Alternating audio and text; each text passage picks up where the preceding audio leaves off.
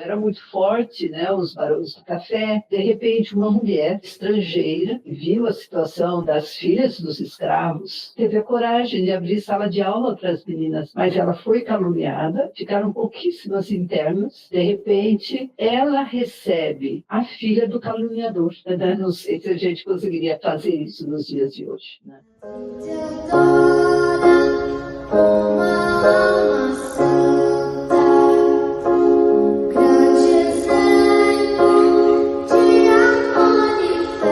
Boa tarde, boa noite, bem-vindos e bem-vindas ao Brasil Terra de Santos. Chegamos ao mês de julho, trazendo a história da venerável Maria Teodora Voiron.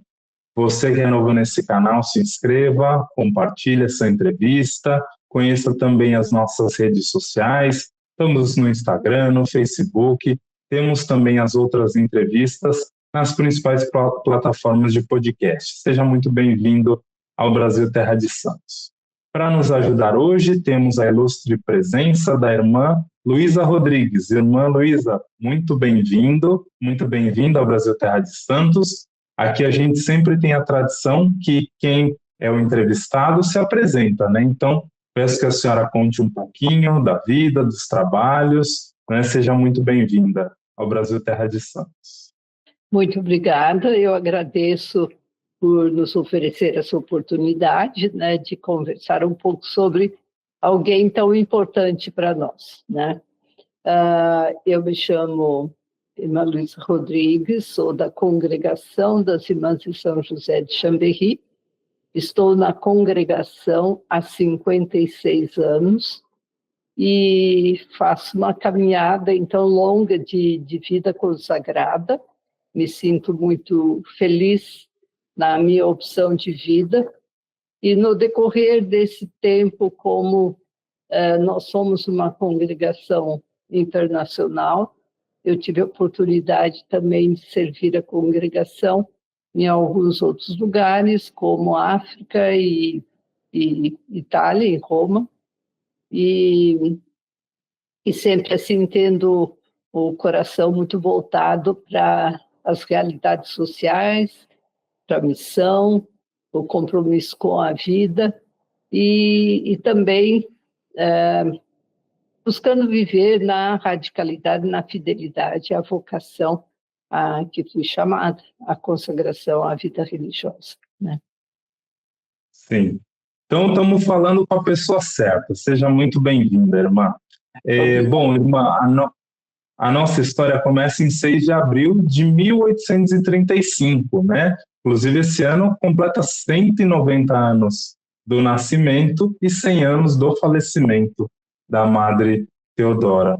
Em que contexto ela nasce, onde ela nasce, né? Porque ainda estamos falando do século XIX, era uma família pobre, era uma família rica. Que contexto nasce? E nasce com esse nome depois na vida religiosa, como é o contexto do nascimento? A Teodora nasceu em Chambéry, na França, e no seu nascimento ela recebeu no batismo o nome de Luísa Josefina Voiron.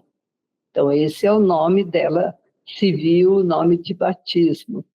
Ela trocou de nome quando quando tomou hábito, quando entrou para a vida religiosa, que era costume naquela época, e até o Vaticano II era costume ainda trocar o nome.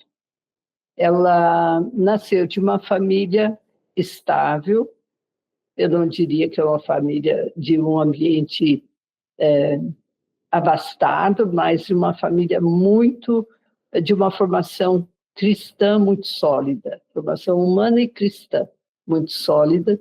Ela era a filha mais velha do casal, a primogênita, e muito cedo, com 10 anos, ela perdeu a mãe. Sofrimento muito grande, porque ela era muito, muito ligada à mãe. A mãe e ao pai também, mas a mãe estava ali com ela, dando aquela formação humana, cristã, moral, muito sólida, né? E a partida da mãe, ela com 10 anos, eram Ela tinha os irmãos para cuidar, né? Eles eram 6, e ela assumiu a responsabilidade de cuidar dos irmãozinhos, inclusive a mais nova tinha 3 meses. Sim, e é uma vida diferente no século XIX, no sentido que logo cedo, né, em tenra idade, as pessoas já tinham responsabilidades importantes, né? Como a senhora falou, com 10 anos, pelo falecimento da mãe, ela teve que ajudar o pai a cuidar dos outros irmãos, né? E também uma coisa que naquela época se decidia, digamos assim, mais rapidamente do que hoje, era a questão do que você faria na sociedade, a sua vocação, né? Então também na adolescência, podemos dizer assim, é um período também que ela descobre a vocação dela, né? Então, apesar das raízes católicas da família, como é essa descoberta vocacional, né? Como ela chega a conhecer a congregação, se interessa, sente esse chamado por fazer parte também dessa obra. Depois do falecimento da mãe, o pai teve cuidado de colocá-la na escola das Irmãs de São José. Então, ela continuou seus estudos com as Irmãs de São José, e daí ela teve oportunidade de ir conhecendo mais a vida religiosa. Ela também tinha o seu diretor espiritual. Ela era acompanhada desde jovem pelo sacerdote que a ajudava na vida de oração e no discernimento. E na adolescência, realmente, o avô era o encarregado de arrumar pretendentes para ela, né? E ele insistia e sonhava de, na velhice, ter a neta para cuidar dele, queria que ela se casasse. Mas ela foi assim bastante corajosa no seu discernimento e ajudou a convencer o avô, né, da sua opção de vida, né? Ela tinha um cuidado muito grande com a parte espiritual. Inclusive, no seu tempo, ela fez a primeira Eucaristia mais nova do que era o comum na época. Com 9 anos, o sacerdote, seu diretor espiritual, percebeu que ela tinha virtudes, qualidades, uma espiritualidade profunda e que ela podia fazer a sua primeira Eucaristia. Sim, e era uma decisão importante, né? Porque também tinha o contexto familiar de ser a mais velha, e, portanto, a pessoa que ajudaria a sustentar a própria casa, né? Antes da gente falar propriamente da vida religiosa dela, né? Que é o ponto alto da vida dela, não é toda a obra, todo o testemunho dela como religiosa. O que a senhora poderia falar mais sobre a congregação, né? A congregação das Irmãs de São José de Chambéry, não é? No sentido do carisma, como foi formada a congregação, né? Porque ela é de Chambéry, a congregação também, né? Então, respirou aquele ar desde o início, né? Nós somos uma congregação internacional, nasceu na França, e o nosso fundador é um padre jesuíta, Jean-Pierre Médaille. Ele, como jesuíta, ele era professor, era econômico, ele tinha as responsabilidades na escola, mas também ele era missionário, um grande missionário. E ele ia às montanhas para a missão, para a evangelização e visita, né, as pessoas. E ele ficou muito impactado com a situação das viúvas, das crianças órfãs, abandonadas, e ele foi conversando com algumas pessoas que também eram sensíveis a essa realidade. E, aos poucos, ele foi formando um grupo de senhoras viúvas, tinha também jovens, mas tinha viúvas, E ele foi colocando a sua preocupação, o seu sonho, e foi formando esse grupo. E na contemplação, na Eucaristia, ele teve aquela visão do que seria, de como seria a congregação. Ele já tinha um sonho de formar esse grupo, formar uma congregação de vida religiosa apostólica. Lembrando que naquela época só existia a vida religiosa enclausurada, né? E então ele se depara com duas realidades: vida religiosa enclausurada e ele jesuíta que não podia fundar uma congregação. Mas foi inspiração o pequeno projeto. Ele sempre falou de um pequeno projeto, a pequena semente, né? Nasceu na contemplação ali da Eucaristia. E então ele começou a refletir com essas mulheres, foi formando esse grupo, e como ele não podia ser o fundador, ele confiou esse projeto a Dom Henrique de Maupas, o bispo da época. Esse bispo abraçou e aprovou a fundação dessa congregação, e que foi uma congregação, foi a primeira apostólica, de vida apostólica. Elas, na época, só as viúvas podiam sair, né? Andar na rua, andavam de duas, né? Então, essas senhoras que estavam com ele também não tinham o hábito, claro, elas se vestiam como viúvas e iam fazer o seu trabalho apostólico e social, né? E lendo os documentos, as constituições do tempo, as primeiras, né, que ele escreveu, é muito evidente a preocupação dele com a realidade da época, sobretudo as pessoas mais vulneráveis, em situação de vulnerabilidade. Sim, inclusive, a Madre Teodora entra na congregação em 52, aos 17 anos, e aos 19 enfrenta um grande desafio ali na época, na região ali de Saboia, né, que é onde fica Chambéry, com a cólera, né? A senhora poderia contar também um pouco sobre isso, porque é um desafio logo de cara para alguém que está iniciando ainda, né, na vida religiosa e com pouquíssimos recursos à época, né? Lembrando que com a mãe dela, ela aprendia a ter essa sensibilidade com os menos favorecidos, com os mais vulneráveis. A mãe, sempre quando ela voltava da escola, já tinha o trabalho dela de costura para os pobres. Ela saía com a mãe para distribuir essa costura, essa roupa para os pobres. Ela tinha essa sensibilidade.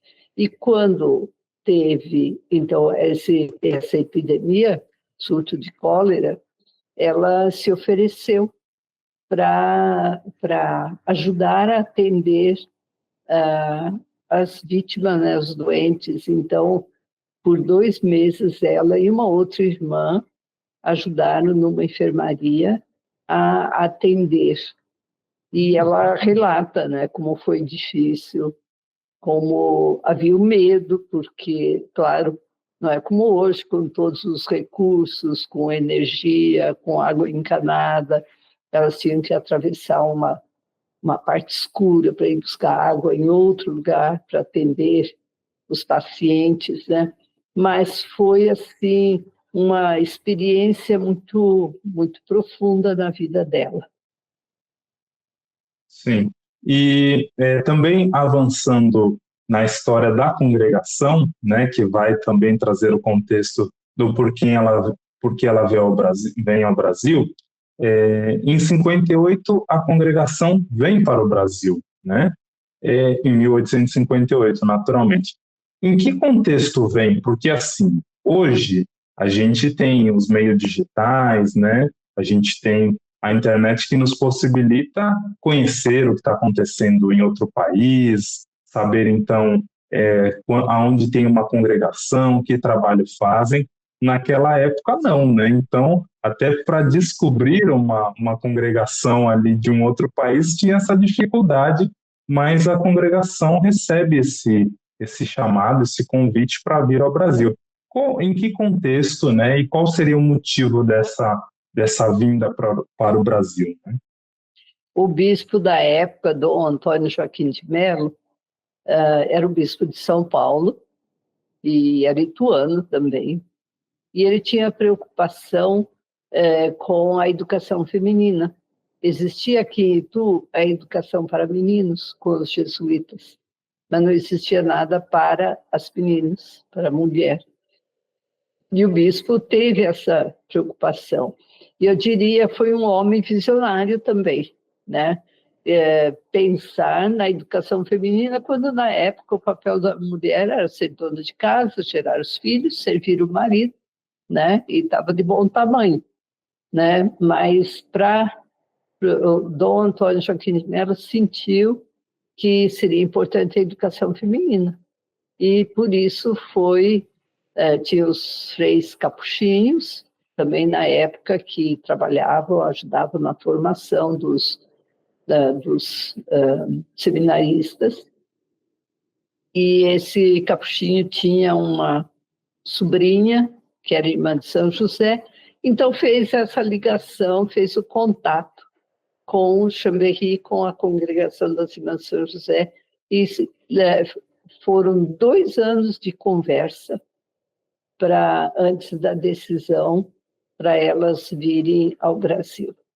E elas chegam, então, num contexto de que a prioridade era trabalhar com a mulher, a educação feminina, e logo que chegaram aqui, também Madre Teodora se deparou com a situação da saúde, a precariedade da saúde, do atendimento na área da saúde.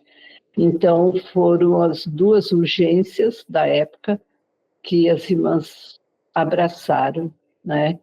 E foi assim, Madre Teodora não veio no primeiro grupo, ela veio em 1859.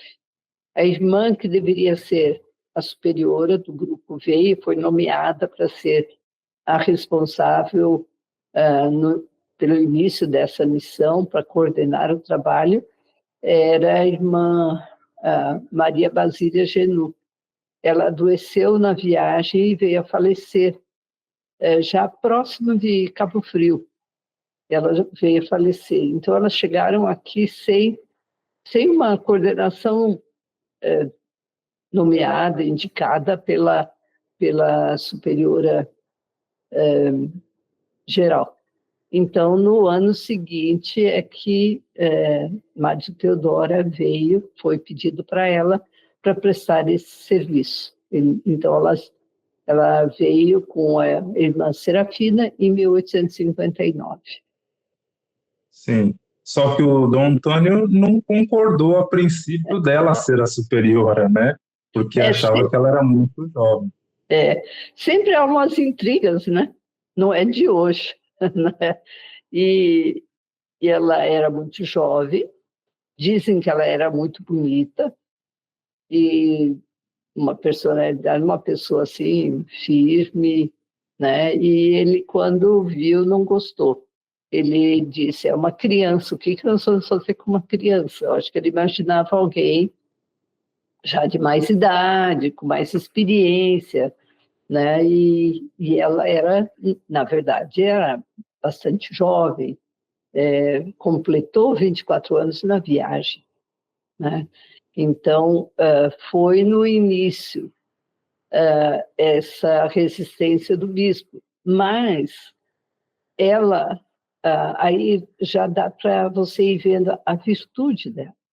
Quando ela percebeu que o bispo estava assim, aborrecido com isso, ela chamou o sacerdote capuchinho, que poderia falar bem, quer dizer, ela poderia falar bem com ele francês, porque ela já entendia português, mas sempre quando você está aprendendo uma língua, você nunca sabe se está entendendo de verdade, né? Então, ela chamou o Frei e disse, pode falar para o bispo que eu não me importo, eu faço qualquer trabalho, pode ser até o último serviço que tiver, está tranquilo para mim, eu não me importo, né? Pode ser para ele, não se preocupe com isso, não. Né? E realmente ela ficou, vamos dizer, ela ficou de molho, né? Até no final do ano, quando o bispo, mais uma vez, dá para a gente ver assim, a sabedoria dele, a humildade, a capacidade também de reconhecer que ele teve uma, uma visão errônea dela, né, no momento. Ele reconheceu a capacidade dela de liderança, as qualidades dela, então, quando elas mudaram do prédio da Santa Casa, da Quilitu, vieram aqui para o patrocínio, e foi a abertura oficial da escola no dia 13 de novembro, dia de Nossa Senhora do Patrocínio. Então, quando ela veio para cá, ele já nomeou Madre Teodora como a superiora do grupo e assumindo a direção da escola.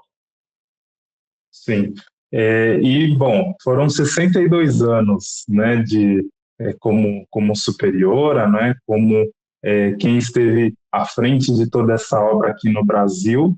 E, bom, se um dia ela era muito jovem, um dia ela chegou na experiência necessária para fazer isso, não é? Mas o que a gente pode dizer também é que a Madre Teodora, ela praticamente moldou, não é, a forma como a congregação se colocou no Brasil, né? Nós temos, naturalmente, as senhoras têm naturalmente um modelo dela, né? De como ela fazia esse espírito, essas virtudes, né? Dentro dessa personalidade, o que a senhora acha que marca a caminhada das senhoras? O que mais marca em termos dessas virtudes, né? Quem se aproxima também, as noviças, né? Aquelas postulantes, para viver esse espírito também. O que mais marca na história dela para as senhoras para continuar toda essa obra? Ela foi uma mulher de Deus. Era uma pessoa assim, fiel, fidelíssima à sua consagração religiosa, viveu o seguimento de Jesus. Ela foi muito fiel sempre à congregação. Ela teve provação séria, calúnia, dizendo que elas queriam a separação da França, quando, na verdade, era o pensamento de outras pessoas que achavam que deveria ser independente, mas ela sempre foi muito fiel, muito obediente à congregação, às regras, falava as regras, as constituições, a orientação de vida da congregação, né? Então, isso assim foi sempre muito forte nela. Foi muito forte a sua confiança na providência divina. Ela era assim, quando chegou aqui, a realidade não é como hoje, né? Hoje a gente chega com muitas facilidades, tudo pronto. Elas chegaram aqui sem nada, né? E foram começando, fazendo as coisas praticamente do nada. E chegou uma hora que o bispo falou, olha, a bolsa está vazia. Dizer, vocês se virem, que nós não temos dinheiro, né? Então, isso não a abalou. E quando ela foi caluniada e chamada na França por causa dessa separação, que diziam que ela queria separação, ela voltou ainda fortalecida, que ela poderia dizer, bom, desse jeito não tem ambiente para eu viver, né? Então, eu fico aqui na França. Que nada, ela voltou, ela foi teve que prestar contas à sua superiora geral, né? A superiora no início não acreditou, ainda acreditou na fofoca, né? Na fake news, e depois ela ainda volta com mais 6 irmãs. Ela não se entregou diante dos mal-entendidos, das acusações, das calúnias. Ela acreditou na missão e vivia o seguimento de Jesus, né? A vida dela, uma vida de fé muito grande. Sim. Inclusive, nesse ponto das dificuldades, das provações, né?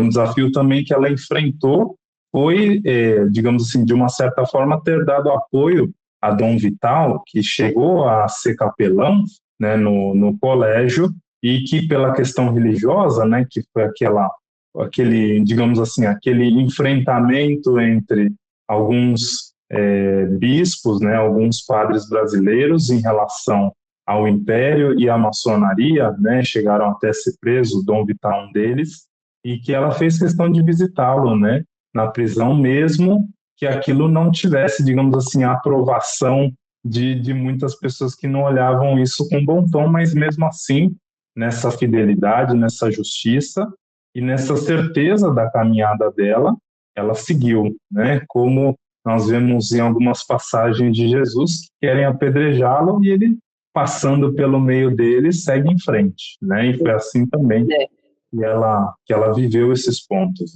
né? Inclusive isso foi muito forte, né? É uma pessoa assim muito fiel, mas muito corajosa naquilo que ela acreditava, né? Ela tinha esse senso de justiça que ela trazia da infância dela, porque os pais inculcaram nela esse senso de justiça, né?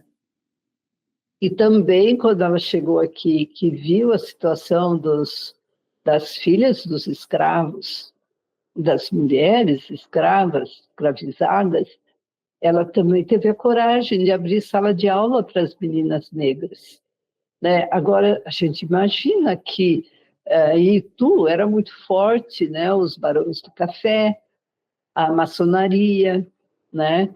E, de repente, uma mulher, uma estrangeira, e que chega e começa a atender as filhas dos escravos, né? Ela atende também as mães dessas meninas, né? Ela dá costura, catequese, conversa, e ela fazia questão ela mesma estar com essas meninas e com essas mães, né? Então, isso também foi muita coragem. A gente não sabe que tipo de calúnia houve. Eu, pelo menos, não sei, talvez lendo mais, talvez eu descubra, né? Mas eu ainda não sei. Mas ela foi caluniada, houve uma calúnia tão grande aqui que os pais tiraram as meninas.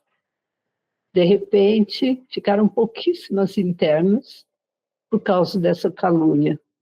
E depois, quando se deram conta, né, as meninas foram voltando. Ela recebe no internato a filha do caluniador. Então, isso aí é virtude heróica, né? Ter a coragem de, nessa hora, né, não olhar a calúnia, o que ela sofreu, o que elas sofreram, as irmãs, mas acolher aquela filha, aquela menina, que ela seria prejudicada se não fosse recebida. Deu oportunidade para essa jovem ter uma boa educação, uma boa formação, né? Então, são virtudes assim que essa é uma virtude heróica, né? Não sei se a gente conseguiria fazer isso nos dias de hoje, né? Sim.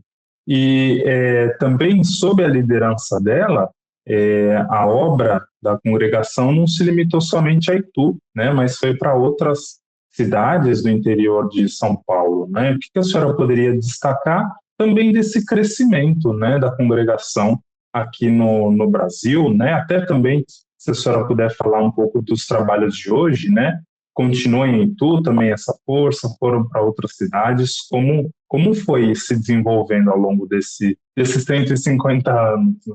É.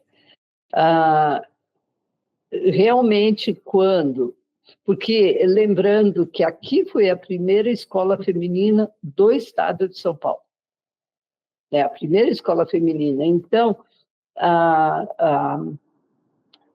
logo foi tendo repercussão, né, sobre o resultado desse trabalho na área da educação. Então, outras cidades, outros lugares começaram a pedir que se abrisse também escola, né, para a escola feminina. Madre Teodora sempre teve cuidado. Quando eu falo Madre Teodora, eu falo as irmãs sob a liderança de Madre Teodora, as primeiras irmãs, né? Sempre teve cuidado de oferecer o melhor para a educação das filhas dos barões do café, que tinha recurso, que pagava, né? E a Madre Teodora sempre tinha esse cuidado de uma educação integral, formação integral, que elas pudessem ter um papel preponderante na sociedade. Não era só para elas saírem do colégio, voltar para ser dona de casa, gerar os filhos, cuidar do marido. Também isso, mas elas têm um papel na sociedade. Era essa preocupação que as irmãs tinham. Mas também elas foram percebendo a desigualdade social, a vulnerabilidade, né? Então, se abria o internato, o externato para aquelas que podiam ir e vir, e algumas tinham um bom número que não podia pagar, tinha o externato, o orfanato das meninas órfãs, e ali do orfanato meninas negras e brancas. E, na medida que foram pedindo irmãs para a saúde, então, a administração de hospital, a Santa Casa daqui de Itu, a Santa Casa de São Paulo, ali no Vale do Paraíba, tinha Caçapava, Pindamonhangaba, naquela região tinha asilos, o hospital em Pinda, então, Santa Casa de Pinda. As irmãs foram ajudando, assumindo a administração em parceria com órgãos públicos, com outros grupos. Então, tinha a escola, o orfanato, que geralmente era a escola paga, e responsabilidade direta das irmãs. E tinha essas outras necessidades que se fazia parceria, trabalhava com outros grupos. Por exemplo, em São Paulo, ali no Ipiranga, o Seminário Nossa Senhora da Glória. O Seminário Nossa Senhora da Glória tinha sido criado especificamente para as filhas órfãs dos combatentes. Estava uma situação muito difícil, complicada, em termos mesmo de fama. Foi pedido para as irmãs administrarem. Nós administramos essa escola, claro que depois não era mais para os filhos combatentes, mas para meninas vulneráveis, internato e externato. Nós administramos até nos anos 70, estava sob a nossa responsabilidade, né? Então, tem essa parceria, temos esse cuidado de hoje a educação para nós continua sendo uma necessidade, para o país é uma prioridade, a saúde também, mas nós entendemos que é responsabilidade dos órgãos públicos do Estado, né? Nós devemos estar, como Irmãs de São José, onde estão as urgências. como as primeiras irmãs vieram onde tinha uma urgência, né? Então, hoje, nós estamos em outras realidades. Temos ainda escolas, algumas escolas, e temos trabalho na área social, projetos sociais.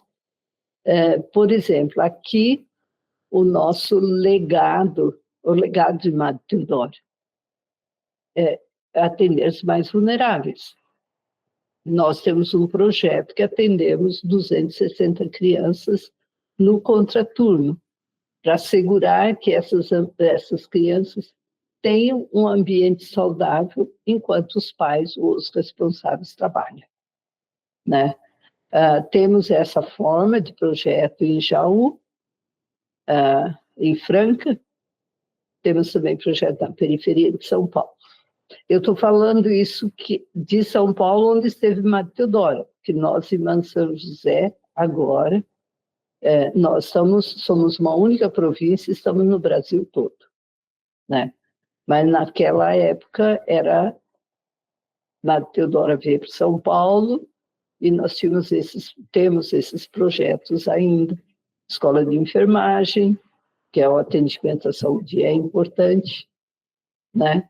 Então, hoje, nós procuramos continuar esse legado das primeiras irmãs. Sim, e a Madre Teodora deixa de ser efetivamente a superiora só em 1921, né? Depois de com 86 anos já, né? Já quase com 90 anos. Como são esses últimos anos da vida dela, né? Porque parece uma pessoa de uma energia quase que, né, inesgotável, né? Porque com mais de 80 anos ainda ser a superior é algo impressionante mesmo para alguém com tantas virtudes, né? Como são esses últimos anos da vida dela? E como se foi percebendo, né? Claro que isso se percebe em vida, mas naquele momento em si, até do falecimento, como foi se percebendo essa efetiva santidade, essa efetiva vivência das virtudes que ela viveu? Ela continuou, depois que ela sofreu a queda, ela fez uma fratura de fêmur. Naquela época não tinha os recursos de hoje, né, para o atendimento à saúde. Hoje você faz cirurgia e praticamente a pessoa pode viver uma vida normal, né? Mas naquela época não existia, então ela ficou numa cadeira de rodas. Então ela ainda ficou 1 ano exercendo a função dela de superior provincial, já numa cadeira de rodas. Claro que ela não tinha condições de visitar essas comunidades fora daquilo, mas nós tínhamos muito aqui, as irmãs vinham para Itu nas férias, vinham para retiro, para reuniões, para sessão capitular, né? Então, ela tinha a oportunidade de estar com as irmãs, elas vindo para cá, e Madre Teodora se correspondia muito com as pessoas, e com as irmãs também. Então, temos as cartas dela, ela sempre estando em contato com as irmãs, não na sua missão. Quando ela deixou de ser a provincial, veio a superior geral, nomeou outra irmã para ser a provincial. Ela entrou assim numa atitude de total entrega. Ela não exercia, ela não queria se envolver com a função da outra. Respeitando a outra que era provincial, submissa, né, obedecendo e levando uma vida como as outras irmãs.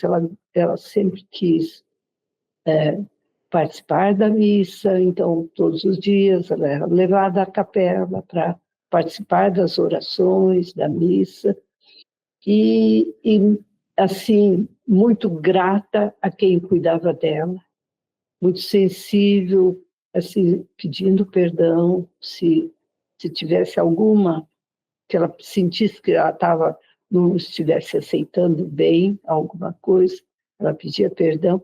Então, ela foi uma pessoa assim, de muita oração, né? E quando, no dia que ela faleceu, alguém chegou em casa, na família, disse, um senhor, né? Disse, hoje morreu uma santa. Então, antes dela falecer, ela já tinha essa fama de santidade, né? Da maneira como ela vivia a sua missão, né? Sim.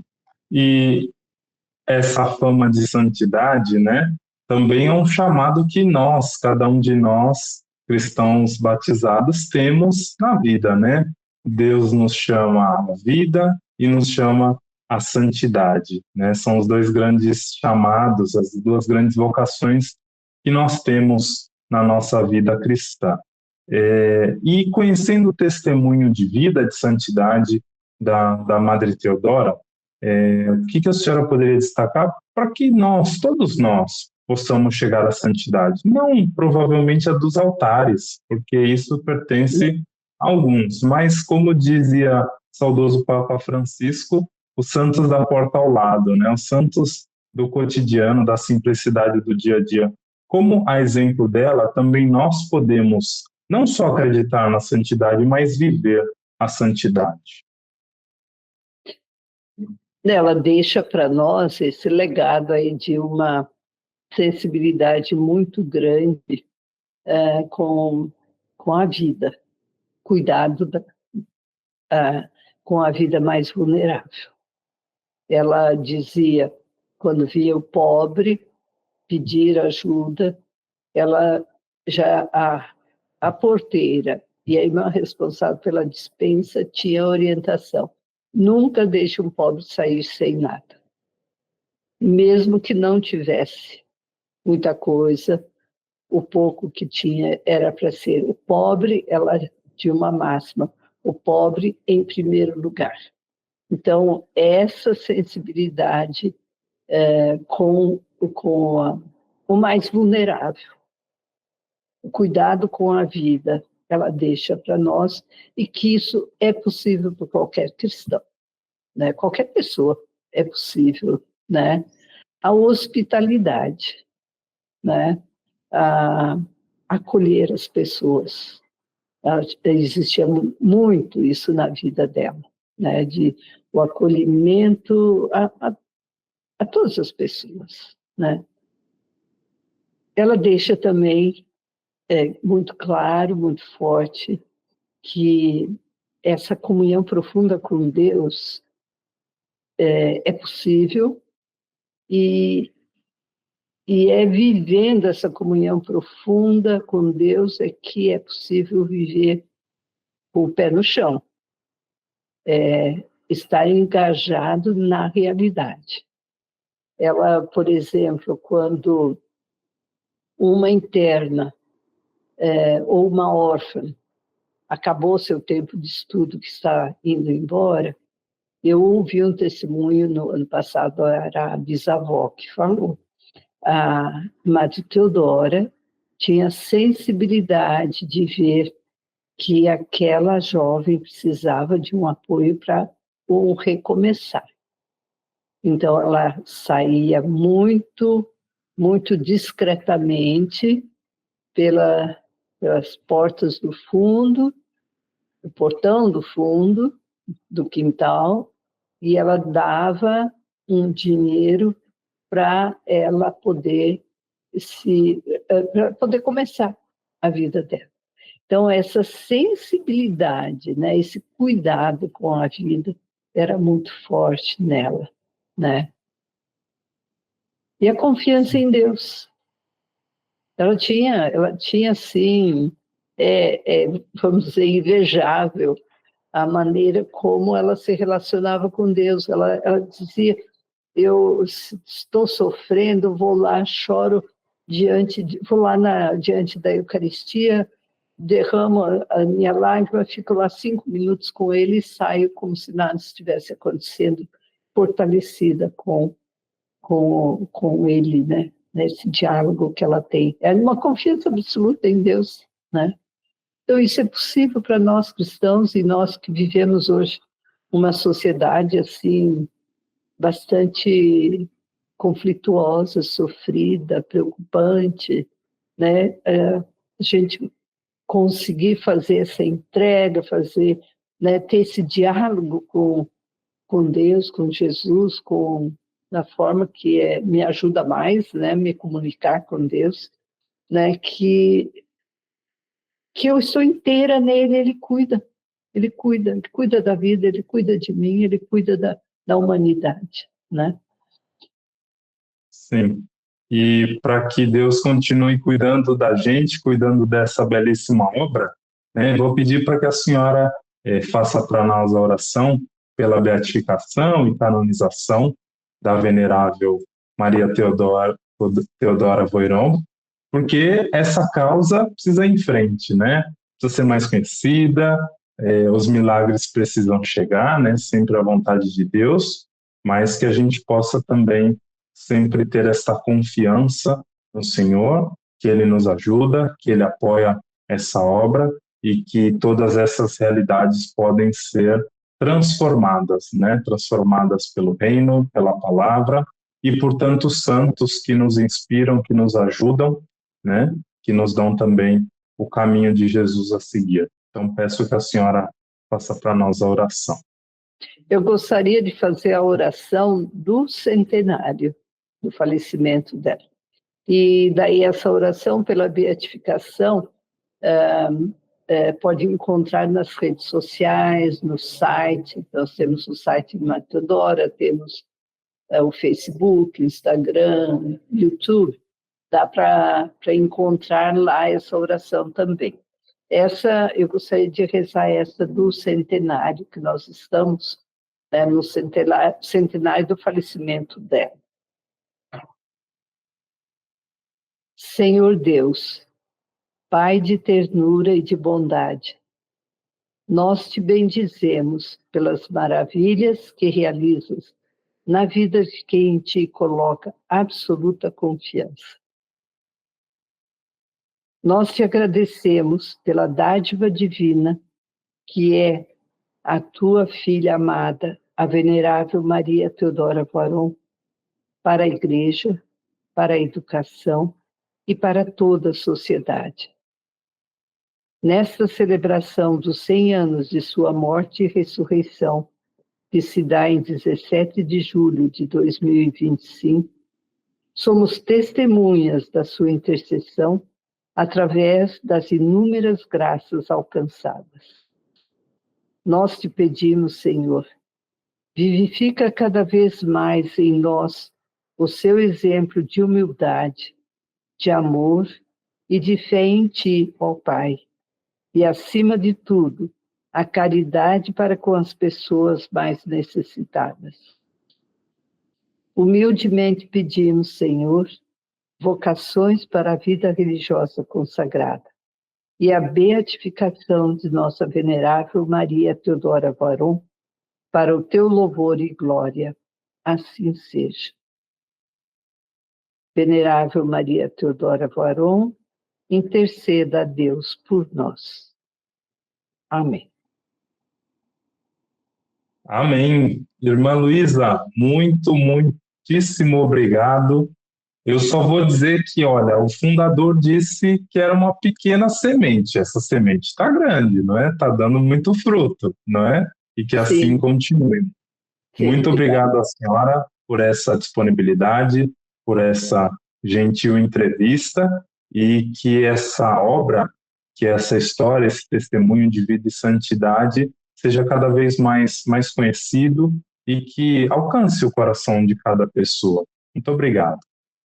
Obrigada a você também. Fico muito feliz, como falei no início, de que essa é uma oportunidade dela ser um pouco mais conhecida e amada, e se estiver dentro do projeto de Deus, que seja também beatificada e canonizada. Muito obrigada. Sim, obrigado a todos que acompanharam essa entrevista. Até a próxima.